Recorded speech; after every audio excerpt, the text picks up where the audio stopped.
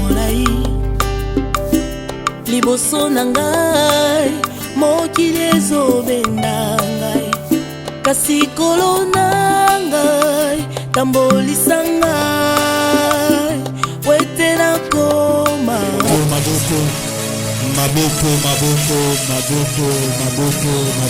maboko makasi tembo na nzambe tolotoli maboko makasi maboko mpona Yesu mokonzi na bakonzi banga na talo kosi na yuda oyo aloba liwa avandi na kwete abongi na lokumu abongi na masancho abongi na milolo abongi na makele abongi ete bato nyonso batelema bakumisa kombo na ye nzambe na seko nde ye nzambe ya bikeke nyonso tozalisi mopepe aloya na bisika oyo mopepe ya kitela na bisika oyo matondo nkolo tomikitisi kaka na yo.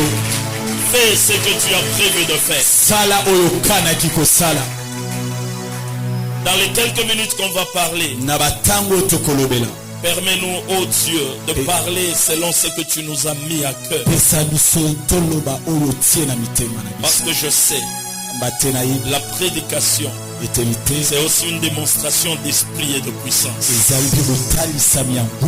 Merci pour cela. Au nom de Jésus. Amen. Amen. Que le Seigneur nous bénisse abondamment. Alors, je suis chez moi. Je voudrais remercier l'homme de Dieu. Et Maman Elali, merci beaucoup. Quand elle a chanté, je me suis rappelé il y a beaucoup d'années. Que Dieu soit béni. Alors, j'aimerais parler pendant quelques minutes. Je me disais que je prêche aujourd'hui. J'ai combattu avec Dieu aujourd'hui. Mais il faut que j'enseigne un peu et puis je vais prêcher.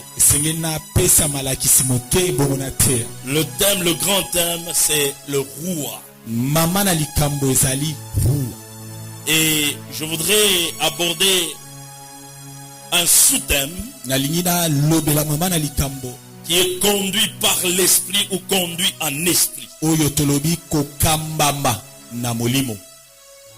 Voilà, kokamba na molimo, voilà, c'est ça.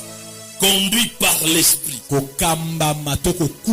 Laissez-moi commencer par quelques affirmations. Et je vais donner quelques versets, après on va avancer. La première affirmation, il n'y a pas de vie chrétienne sans le Saint-Esprit. Il n'y a pas de vie chrétienne véritable sans l'action du Saint-Esprit. Je voudrais faire une deuxième affirmation. Tout enfant de Dieu qui ne vit pas, je vais l'atténuer un peu dans mes pensées parce que ça risque de choquer, mais tout enfant de Dieu qui ne vit pas par l'Esprit de Dieu, en fait, il a simplement l'étiquette d'enfant de Dieu. En fait, la vie d'enfant de Dieu,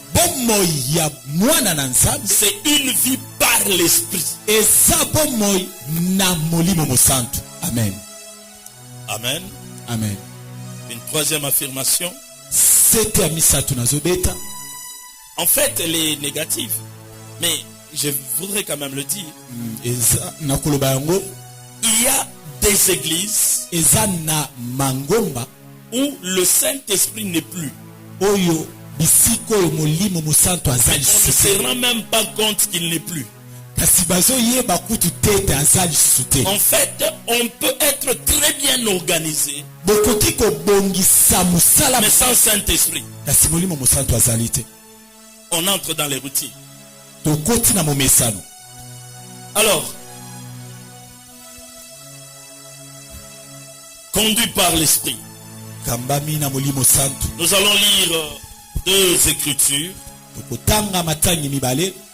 Je voudrais que chacun lise dans sa Bible et que nous soyons tous debout pour lire ça. Nous lisons dans Jean. Nous lisons le chapitre 16. Jean 16. Et le 13e verset.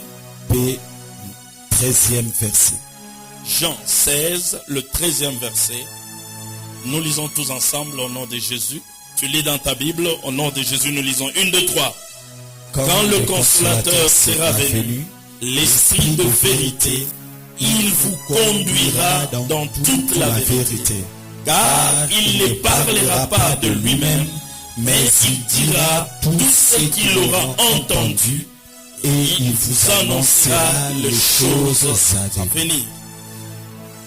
Je voudrais faire une autre affirmation. Tout celui qui a l'Esprit de Dieu et qui se laisse conduire par l'Esprit de Dieu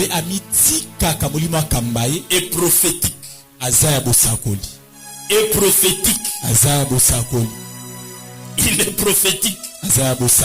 C'est-à-dire il peut prophétiser. Parce que la Bible dit il vous annoncera l'avenir. On ne parle pas des prophètes seulement. Si le Seigneur nous permet, nous allons le démontrer. Amen. Amen. Nous lisons la 2e écriture. Romains 8, le verset 14. Romains 14. Nous lisons tous ensemble 1, 2, 3.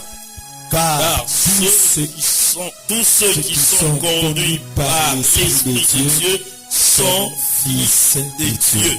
Nous acclamons et nous prenons place.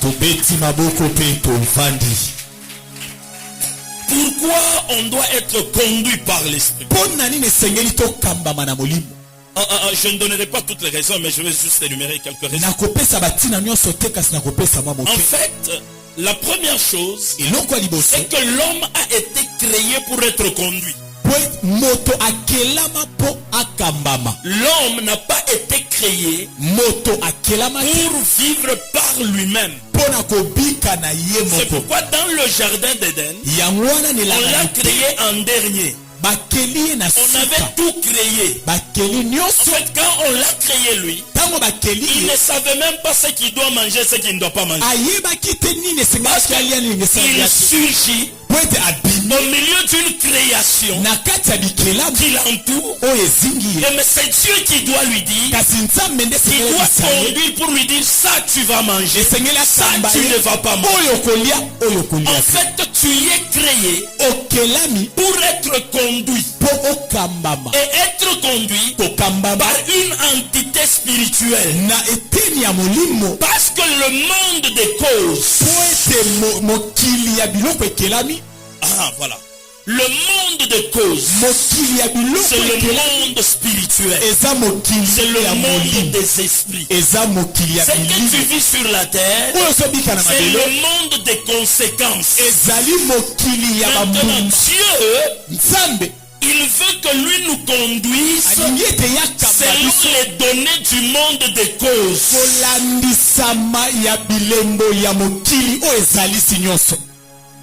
Est-ce que vous me comprenez? Amen. Il veut nous conduire selon le... Je sens beaucoup de choses dans mon esprit. Ce que Dieu va nous faire beaucoup de bien. Amen. Amen. Il veut nous conduire selon le donné spirituel. C'est ainsi que nous avons besoin d'être conduits par l'esprit. Les païens, en fait, pourquoi les païens, on va dire... Non, même les païens, disons ça. Ils sont d'une manière ou d'une autre conduits par quelque chose. La Bible nous démontre dans Ephésiens 2 particulièrement. Ils sont conduits soit par le diable, Ils sont conduits par la chair. Ils sont conduits par le train de la vie, selon ce que la Bible dit. En fait, personne ne peut se conduire seul. C'est pourquoi le psalmiste dira: l'Éternel est mon berger, il me dirige, il me conduit. Nous avons besoin de la direction. Et quand vous évoluez dans la Bible, vous allez voir après le jardin d'Éden, c'est-à-dire quand l'homme a péché, Dieu l'a chassé, il y a une nouvelle dispensation, il y a un nouveau temps. Dieu s'est conduire encore ce peuple par un autre moyen. Quand il s'est choisi un peuple, il l'a conduit par la colonne de feu et la colonne de nuée. Ce n'est pas que Moïse ne connaissait pas l'adresse pour aller en Égypte. Il savait. Et pour aller dans la terre promise. Mais seulement parce que le peuple que Dieu s'est acquis doit être conduit. Parce que nous avons été créés pour être conduits. Tu es créé pour être conduit. Et non pas pour te conduire toi-même. Même ton intelligence, elle est limitée pour conduire ta vie.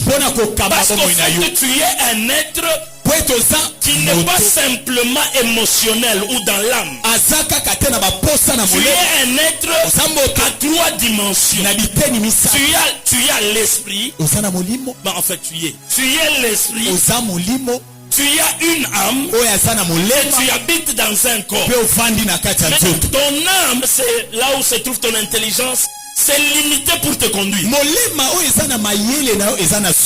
vu des gens très intelligents, liés par un petit sorcier. Il ne voit pas le bonheur. Et quand il veut expliquer les choses, il les explique scientifiquement.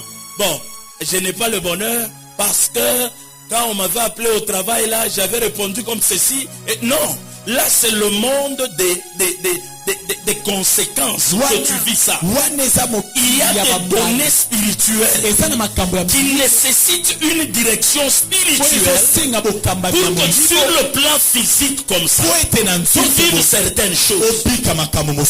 Très important de réaliser ça. Très important de réaliser ça. Alors, j'aimerais d'abord expliquer conduit par l'esprit c'est quoi, et puis je vais peut-être atterrir par vous dire les bienfaits d'être conduit par l'esprit. Le problème du monde chrétien d'aujourd'hui, c'est quoi? Nous avons beaucoup de vocabulaire dont nous ne comprenons pas les concepts. Quand on dit conduit par l'esprit, en fait, ça veut dire quoi? Amen. Amen. Mais on le lit dans la Bible, on s'arrête à ce vocabulaire, et le fait d'ignorer certaines choses, quand on ne les vit pas, on ne se rend pas compte qu'on ne les vit pas. Parce qu'on les ignore, on ne comprend pas. Amen. Amen. Tu dois être conduit par l'esprit. Amen. C'est extrêmement important. Tu dois être conduit par l'esprit. Laissez-moi vous donner un exemple que j'ai vécu. D'ailleurs, en ce temps-là, j'étais encore étudiant. J'ai demandé comment on l'appelait, l'académique, au secrétaire académique. Il dit, mais nous voulons faire une grande action à l'université. Il a refusé. Il a dit l'université est, comment ils disent, l'université n'est pas religieuse, elle est laïque. Voilà le terme, merci maman. L'université est laïque. Alors, nous sommes sortis de son bureau. C'était moi et le pasteur Eric, donc mon frère jumeau. On est allé prier. Et le Saint-Esprit nous parle. Alors nous sommes rentrés chez l'académie. Puis, vous encore. Il nous appelait pasteur. Vous pasteur, vous encore. Oui. nous lui avons dit, monsieur l'académique, l'Esprit de Dieu nous dit, si vous n'autorisez pas cette manifestation, dans moins de 2 semaines, il y aura trouble à l'université. On va brûler les véhicules ici. Et l'université sera fermée. Alors il nous regarde. Il rit. C'est qui? Alors c'est tout ce que vous êtes venu me dire? Il dit oui. Il dit merci beaucoup, sortez, j'ai beaucoup de choses à faire. Je n'autorise pas. Avant de sortir, je lui ai dit, dans moins de 2 semaines, ce que nous avons dit arrivera. Et dans moins de 2 semaines, il y a eu trouble. On a fermé l'université. Et alors nous sommes allés le voir. À partir de ce jour-là, il nous a autorisé en disant quand on ouvrira l'université, vous avez la grande salle. C'est quel horaire vous voulez? Alors on lui a donné notre horaire. Et quand on a ouvert l'université, l'université a commencé à nous donner même un budget pour organiser notre manifestation. Le problème c'est quoi? Le problème c'est d'être conduit par l'Esprit. Écoutez le Saint-Esprit et faire ce qu'il dit. C'est extrêmement important. Tu ne peux pas vivre la vie chrétienne sans écouter le Saint-Esprit. Non, c'est impossible. Tu dois être à l'écoute. Parce que pour être conduit par lui, tu dois écouter. Écoutez, il y a peut-être moins d'une semaine, je suis allé avec mon fils là. On arrive quelque part, parce qu'on nous a dit qu'il y a un papa qui ne marche plus. Je ne sais pas combien de temps j'ai oublié. Et quand on arrive dans la maison, le papa est à terre. Et j'ai dit, papa, scellé par le Saint-Esprit, tu peux saisir des choses. Et quand il saisit, c'est fini. C'est fini. Ok, conduit par l'Esprit. C'est quoi être conduit par l'Esprit? La première définition, la première explication. Conduit par l'Esprit, c'est marcher selon notre esprit régénéré. Je vais vous expliquer bien.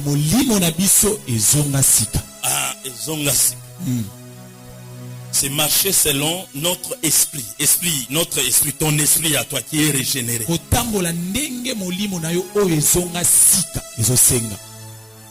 Ton esprit régénéré.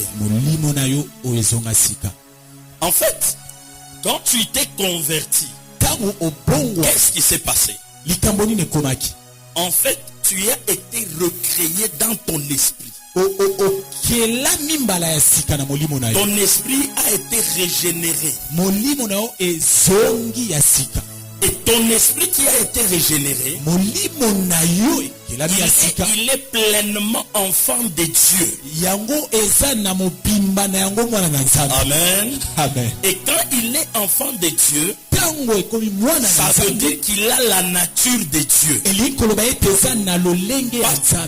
qui est né de quelqu'un, il hérite de celui qui l'a engendré. Nature. Amen. Et donc, toi tel que tu es là, spirituellement, tu es un enfant de Dieu. Tu es né de Dieu. Ton esprit est régénéré. La Bible ne s'arrête pas là. Mais la Bible me dit ceci. Dans Ephésiens 1, le verset 13. Que tu as été scellé du Saint-Esprit. Je fais beaucoup j'explique ces choses pendant même 5 jours de suite. Mais je vais essayer de condenser pour expliquer certaines choses. La Bible dit, tu as été scellé du Saint-Esprit. Le terme là qu'on dit scellé, il a plusieurs explications. Notamment, Quand on dit notre esprit a été scellé, tu as été scellé. Voilà, ça c'est très bon, tu as bien dit.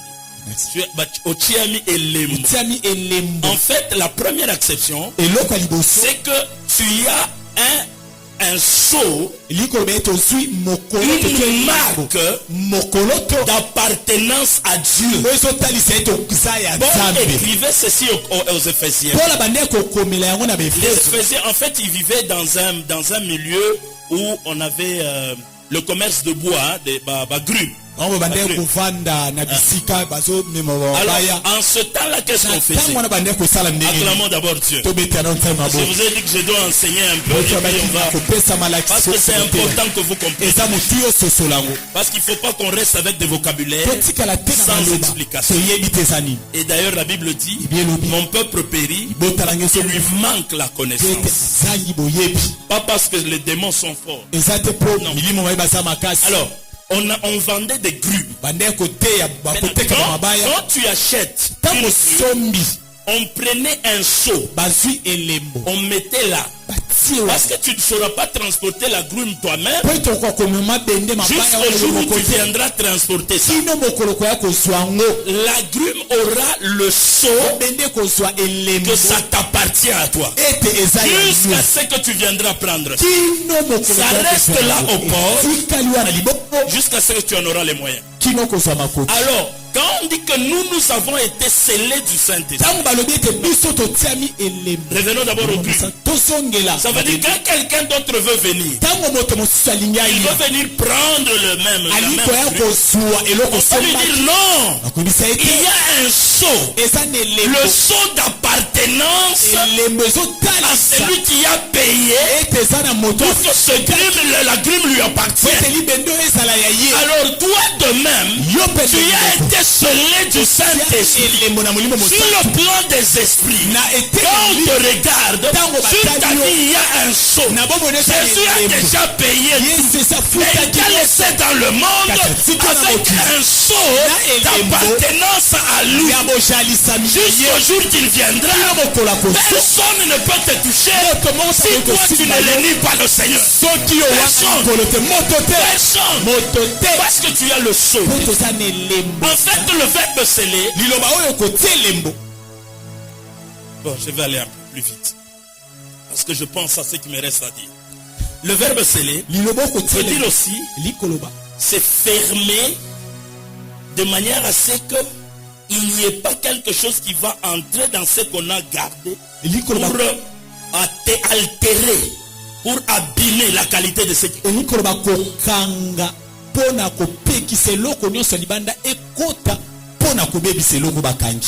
j'ai fait un peu le commerce d'or, des diamants. Alors, quand vous faites le diamant ou l'or, quand vous payez à la CEC, on va sceller ça. C'est-à-dire on ferme avec des cils. Ici on appelle cils. Pour que personne ne puisse modifier ce qu'il y a dedans. Donc toi tu vas partir, tu laisses ça quand tu vas sortir, tu vas à l'aéroport. Mais la CEC va te transporter ta marchandise jusqu'à l'aéroport au pied de l'avion. Et on te donne une marchandise accompagnée. Et c'est de l'or. Mais tu as l'assurance parce que c'était scellé. Personne ne peut altérer ce qu'il y a dedans. En fait, tu es aussi scellé. Les valeurs divines que Dieu t'a transférées par la naissance par Christ sont scellées de telle manière que même si tu souffres, même si tu manques le mariage, même si tu manques à manger aujourd'hui, cela n'altère pas la qualité de ce que tu es et de ce que tu as par Dieu. C'est pourquoi j'ai dit aux enfants de Dieu, ne déterminez pas votre vie en fonction des circonstances qui arrivent. Il y a certaines circonstances qui arrivent, c'est pour que toi tu les changes. Mais c'est le temps pour que ça te change. Parce que toi tu as été scellé. Tu as été scellé. Et maintenant, comme tu as le Saint-Esprit, scellé par le Saint-Esprit, Quand tu vis selon les données qui sont profondément en toi, tu vis selon l'Esprit de Dieu. Parce que tu es scellé par l'Esprit de Dieu. J'ai vu si vous parlez comment tu es uni à l'Esprit. Mais ce sont des choses qui me révoltent. La Bible dit, nous, chrétiens, la Bible dit, nous sommes unis à l'Esprit du Seigneur. Et celui qui s'attache à une prostituée devient une même chair avec elle. Mais lui, celui qui s'attache au Seigneur devient avec lui un même esprit. Est-ce que tu réalises ça? Tu es avec le Seigneur un même esprit.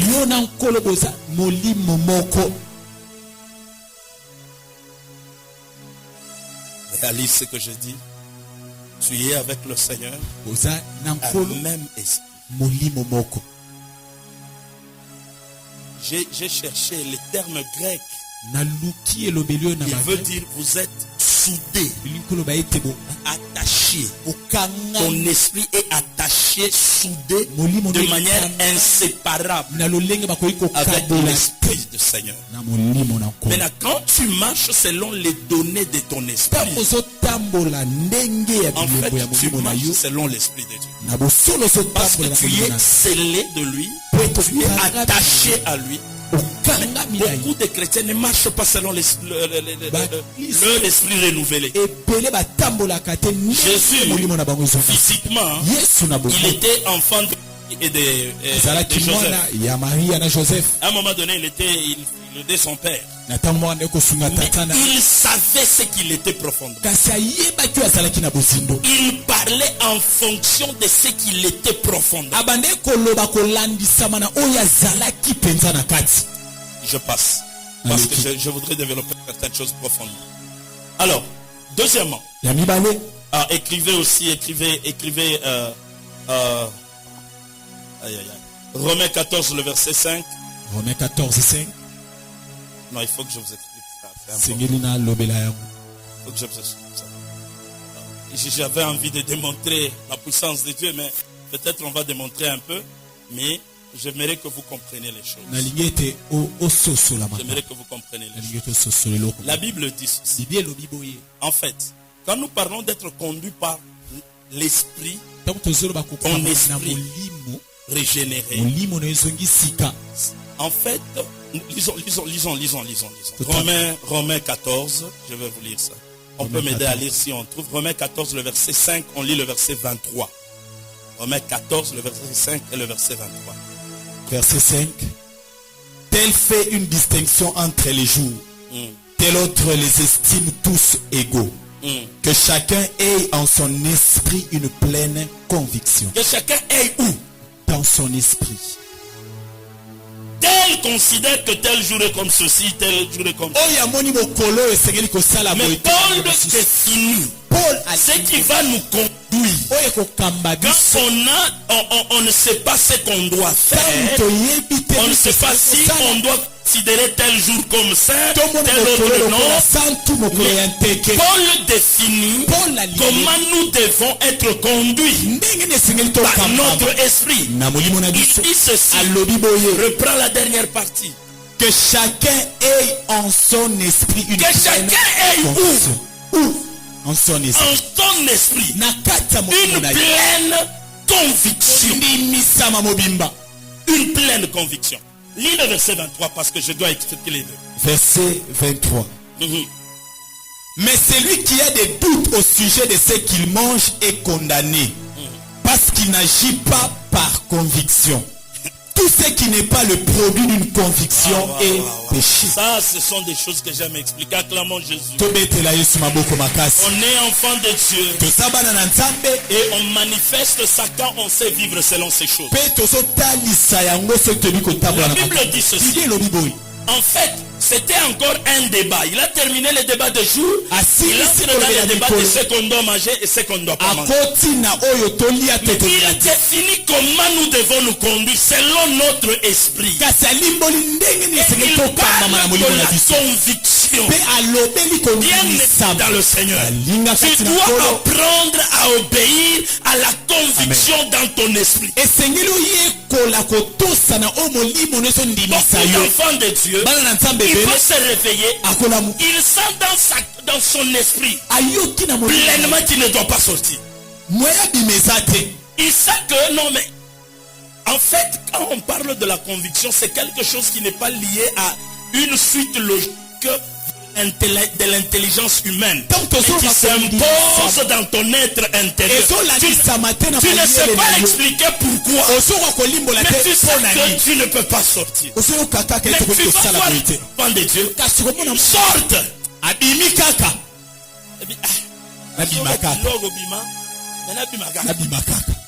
Tu n'es pas conduit par l'esprit. Amen. Amen. Amen. Amen. Est-ce qu'on peut dire très bien Amen? Amen. Amen. Amen. Je veux bien enseigner quelques minutes. Je veux parler aussi quelques minutes pour prêcher. Si on a le temps, on va démontrer un peu ces choses. Amen. Amen. La manifestation de l'esprit. Amen. Amen. Amen. Amen. Mais non. Quelqu'un qui, on lui demande de l'argent. Je me rappelle quand j'étais fiancé il y a beaucoup d'années. J'étais encore au Congo. Alors, on allait quelque part et on arrive à Saint-Joseph. L'hôpital Saint-Joseph. Et puis on voit quelqu'un qui nous demande de l'argent. Et je sens en moi que je ne dois pas donner. Mais je me laisse aller dans l'élan de la pitié.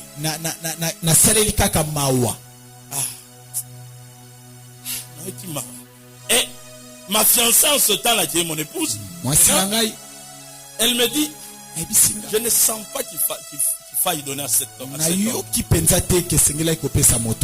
Et puis, j'ai dit, laisse, je lui donne seulement. Et je viens. Avant de donner, généralement j'aime prêcher. Là, je lui parle de Christ, et puis il accepte tout. Et à la fin, j'entre la main dans la poche, je lui donne l'argent. Dès que je lui donne l'argent, il prend l'argent, il ouvre, il regarde. Mettons que vous avez 200 francs, attends, allez-nous. Valeur à 200 francs. Il me dit, oh, l'excelinga tant, pam, manaba 200 francs na yo. Donc, je t'ai sur Zwinga pour 200 francs. Alors, et moi et ma femme, on avait honte. Alors, en fait, ma fiancée, je t'avais dit. En fait, j'ai senti quelque chose. Mais j'ai voulu aller au-delà de ça par rapport à mon âme. C'était la catastrophe. Mais ce que j'ai réussi il y a quelques 2 mois, ce n'est pas facile. Hein? Nous avons des données intellectuelles dans le monde. Nous avons des données émotionnelles en nous. Maintenant, c'est pas facile de laisser parler les données de ton esprit. Amen. Amen. Généralement, quand j'enseigne ça, je dessine pour que les gens voient bien. C'est pas important. Je crois que vous comprenez. J'entre dans un bus, esprit de vie. Je me mets. Et puis, il y a une jeune fille de 15 ans, 15 ans à peu près, qui met devant. Quand le bus commence, elle se lève. Bandeko papa na bandeko mama, naza SS, naza na pota na likolo. Alors nanu nazwi tongana ngai ya mokolo wana te. Est-ce que boki ko sunga ngai? Je sens dans mon esprit la conviction de pardonner. De ne pas donner. Non, de ne pas donner. Mon intelligence m'impose de donner. Et mon intelligence me dit, mes émotions montent. la pitié. Écoutez, un chrétien n'est pas conduit par les émotions charnelles. Amen. Amen. Non. Apprenez à écouter votre esprit. C'est la clé d'une vie victorieuse dans le Seigneur. Alors, j'ai écouté mon esprit, je n'ai pas donné. Mais je me suis quand même condamné au niveau de ma pensée, de mon intelligence. Ok, c'est pas grave. Comme j'ai la conviction, je ne donne pas.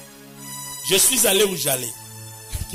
Au retour, c'était à Cité Verte. Cité Verte. Cité Verte ou quoi là, je ne sais pas très bien. Je ne connais plus très bien Kinshasa. Alors, j'étais aux arrêts, je vois l'esprit de vie. Mon esprit de vie. Mais bizarrement devant moi, encore cette fille-là. Quand on entre, c'était déjà vers 19h. Elle tient le même discours que le matin. Le matin, j'ai vu comment on lui a donné l'argent. Il y a même un papa qui lui a donné une adresse, un numéro de téléphone. Okobenga numéro yo, eza docteur Fulani, yebisa obenye de la part de Mutuboye, Oba Basungayo. Alors elle dit le même discours. J'ai touché la tête, j'ai dit Seigneur, tu as toujours raison. En fait, la Bible nous dit ceci. Je n'ai pas le temps d'expliquer cela, mais je brosse seulement. La Bible dit ceci. Ton esprit connaît tout de toi. Je n'invente rien, on va lire. Je ne voulais pas, mais il faut que j'explique ça. Il faut que j'explique ça. Bon, il faut que j'explique ça. Et puis on aura le temps de prier parce que c'est important. 1 Corinthiens 2. 1 Corinthiens 2. 1 Corinthiens 2. J'aime beaucoup parler les choses de l'esprit. Parce que la vie chrétienne, elle est essentiellement spirituelle. Elle a des conséquences sur le monde physique. La Bible nous dit ceci. Je vais vous lire le verset chapitre 2 Corinthiens, 1 Corinthiens plutôt, 1, 2, le verset 1 Corinthiens 2, le verset, on commence par le verset 11. On lit seulement le verset 11. La Bible dit ceci. Lequel des hommes, en effet, connaît les choses de l'homme, si ce n'est l'esprit de l'homme qui est en lui? Est-ce que tu comprends cette écriture? La Bible dit, lequel des hommes connaît les choses de l'homme, si ce n'est l'esprit? On ne parle pas de l'esprit de Dieu là. On parle de l'esprit de cet homme-là. Lequel des hommes connaît les choses de l'homme, si ce n'est l'esprit de l'homme qui est en lui? C'est pourquoi je vous encourage à prier beaucoup en langue. Quand tu pries en langue, ton esprit fournit les informations. Le Saint-Esprit te fournit les langages.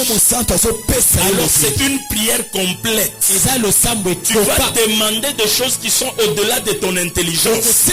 Parce que tu pries selon l'esprit. Ton esprit connaît tout de toi. Amen. Quand on dit qui de l'homme connaît les choses de l'homme, si ce n'est l'esprit de l'homme qui est en lui? Tu peux physiquement ne pas connaître qu'il y a une maladie qui se développe en toi. Je vais vous choquer, je dois vous dire la vérité. Parce qu'il faut que spirituellement tu crois. La Bible dit, qui en effet connaît les choses de l'homme, si ce n'est l'esprit de l'homme qui est en cet homme-là? Donc les choses qui te concernent sont connues de ton esprit. Maintenant, quand tu pries en langue, en fait, tu es en train d'utiliser ton esprit. Parce que la Bible me dit, celui qui prie en langue, la Bible dit, son intelligence est stérile, son esprit prie. Ça veut dire quoi? Ton intelligence est off, mais ton esprit, il y a toute l'information de ta vie, commence à parler à Dieu. Est-ce que tu comprends ça? Amen.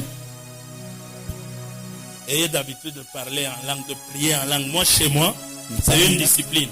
Le soir, je prie intelligence et je prie par moment en langue un peu. Mais le matin, quand je me réveille à 5 heures, yango na yango. Je prie en langue. Papa. Normalement, je me discipline. C'est seulement à 8h30 que je peux sortir de ma chambre. De 8h30 alors, tout ce temps ici, j'ai pris en langue. Parce que mon esprit connaît tout de moi. Et l'esprit de Dieu me fournit le langage. Or, l'esprit de Dieu, la Bible dit, ils sonde tout. Même les profondeurs de Dieu. Donc il sait quel langage utiliser pour convaincre Dieu d'agir en notre faveur. Parler en langue, c'est aussi marcher selon l'esprit. Amen.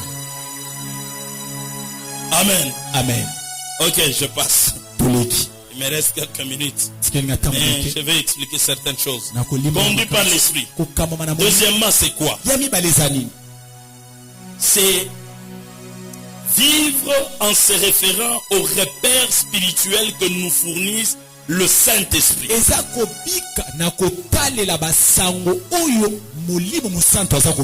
Vivre, c'est vivre en se référant aux repères spirituels que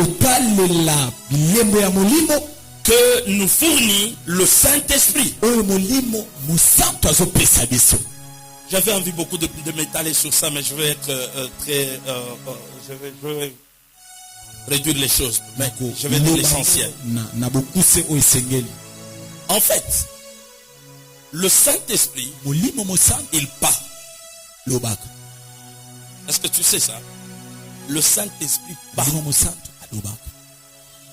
Dans l'Ancienne Alliance, il y avait des prophètes, des voyants qui étaient établis. Le peuple devait aller vers les voyants. Mais dans la Nouvelle Alliance, Dieu a s'est décidé, à côté des prophètes, qu'il puisse mettre en nous son esprit. Et que son esprit puisse te parler. Frère, moi je suis loin d'être prophète. Là, vraiment. Je pense même qu'à un moment donné, j'ai demandé à Dieu, Seigneur, donne-moi tout sauf être prophète. Je suis vraiment loin d'être prophète. Très très loin de ça. Mais j'essaie de me discipliner pour écouter l'esprit. Si je vais essayer d'en parler rapidement. J'essaie de me discipliner pour écouter. Alors il arrive de fois, les gens pensent que je suis prophète. Alors je suis très loin de ça. Je ne suis vraiment pas.